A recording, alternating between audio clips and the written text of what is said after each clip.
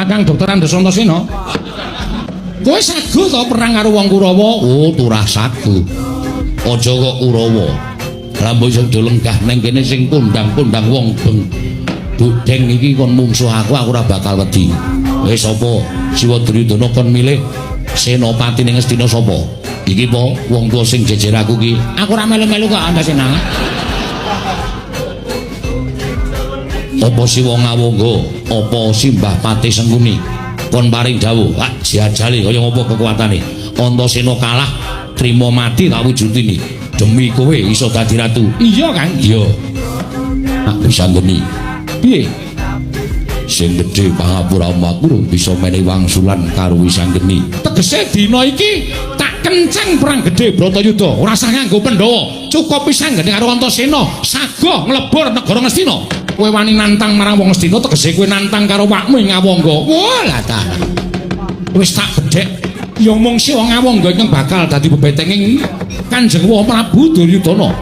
Ning sing gedhe Pangapuramu ya wae.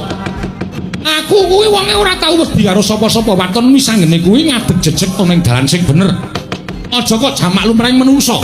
Nadyan dewa mudhun wae Wisanggeni ora bakal sulap. Yen perlu Siwa Duryudana kon ngraya dewa kon tekan ning ngarep aku, mesti bakal tak bedah negara Ngastina.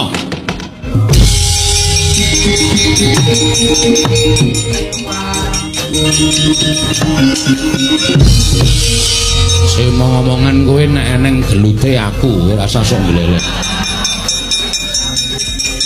Sampeyan aja mungsuh adikku lanang, ning mungsuh iki bantongane Wisanggeni sing omong aku sing tanggung jawab. Antasena, piye?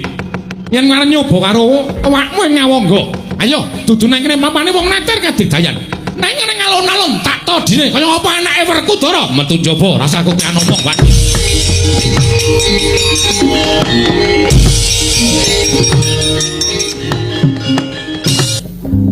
Wisanggeni cekel harta kapak-kapake sakarepmu, ning aku mesti wadul karo wong tuane Wisanggeni. Nek wani ora karo cah cilik, karo tuwa do tuwa. Ben kabeh ya iso ngrasake. Terus saiki aku tak takon karo sampean, jane sampean ku dipunjung apa to kok mentolomen karo anak sampean dhewe. Sing wong liya mangrangkul, sing wong kulit daging sampean dhewe malah arep tok piloro, malah arep tok pateni.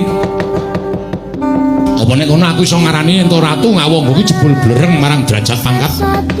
Apa ngono aku iso ngarani Ratu Ngawangga kuwi jebul ngawula karo bondo donya, ngawula karo derajat pangkat.